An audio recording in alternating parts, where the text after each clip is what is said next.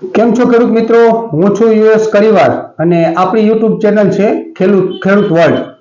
હમણાં ઘણા સમયથી ઘણા બધા ખેડૂતોના પ્રશ્નો આવતા હતા કે શિયાળુ પાકની અંદર દાખલા તરીકે ચણા, જીરું, વરિયાળી અને રાયડો, ઘઉં આ બધા પાકની અંદર પહેલો ડોઝ ક્યારે નાખવો, કેટલો નાખવો, આના વિશે ઘણા બધા ખેડૂતની કોમેન્ટ આવેલી છે, ઘણા બધા ખેડૂતના ફોન આવ્યા છે અને ઘણા બધા ખેડૂતના એવા ફોન આવ્યા છે કે ઓવરડોઝ કરી અને આપણી ખેતીની અંદર જમીન બગાડે છે.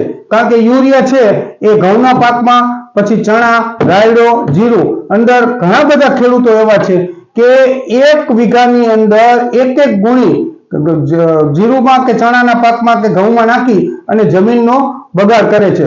તો ખેડૂત મિત્રો, આજે આપણે એના માટે જ વિડીયો ઉતારવાનો છે કે ઓરિજિનલ કેટલો ટાઈમે અને કેટલો ડોઝ મારવો એના માટે.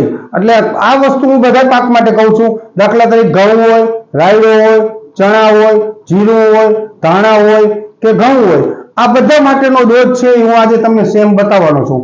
તો ખેડૂત મિત્રો, આપણો આ વિડીયો છે એને એન્ડ સુધી જોજો, કટ ન કરતા. અને આપણો જો તમને આપણો વિડીયો ગમ્યો હોય અને યોગ્ય લાગે તો બીજા તમારા જે ખેડૂતના ગ્રુપો છે એમાં શેર કરી, લાઈક કરી અને સબસ્ક્રાઇબ કરવાનું કહેજો, ભૂલતા નહીં. બરાબર. હવે આપણે ઓરિજિનલ પોઈન્ટ ઉપર આવીએ છીએ કે શિયાળુ પાકની અંદર છે એ વીઘા દીઠ યુરિયા ખાતર કેટલું જોવે અને એની સાથે શું આપણે ભેળવી તો આપણો ક્રોપ છે એ મેક્સિમમ એટલે કે વધુમાં વધુ ઉત્પાદન આપે. તો એના માટે બસ આપણે આટલો જ વિડીયો બનાવવાનો છે. તો ખેડૂત મિત્રો, હું તમને હવે એક વાત કહી દઉં કે મોટા ભાગના એરિયાની અંદર છે એ 16 ગુઠાનો વીઘો હોય છે, એટલે 1 ગુઠાનું થાય છે. એ હિસાબે આજે આપણે વાત કરવાની છે.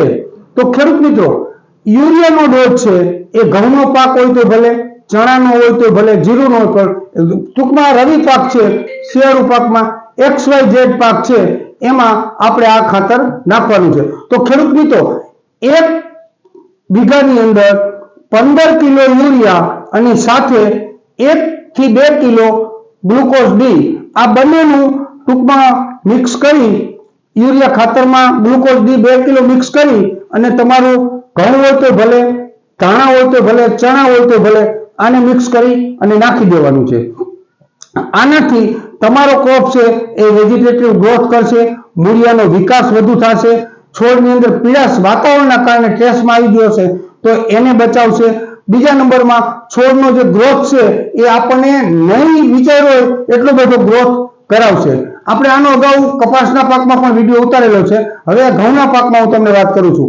તો 15 કિલોથી વધારે જેટલું તમે યુરિયા ઘઉંનો પાક હોય કે રવિ પાકમાં કોઈ પણ હોય નાખશો તો એ છે એ યુરિયા બાષ્પીભવન થઈ અને ઉડી જશે.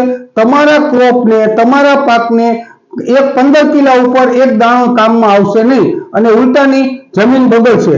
એટલે કોઈએ વીઘાની અંદર 20 કિલો, 40 કિલો કે 45 કિલો લગીની મને ફોન આવેલા છે કે અમે આટલું નાખી છે. બધું તમારું નાખેલું મન વરે છે, છોડને ફાયદો થતો નથી. છોડ 1 મહિનાનો થાય ત્યારે તમારા પાક વાવેલા પાકને 15 કિલો યુરિયાનો જરૂર પડે છે.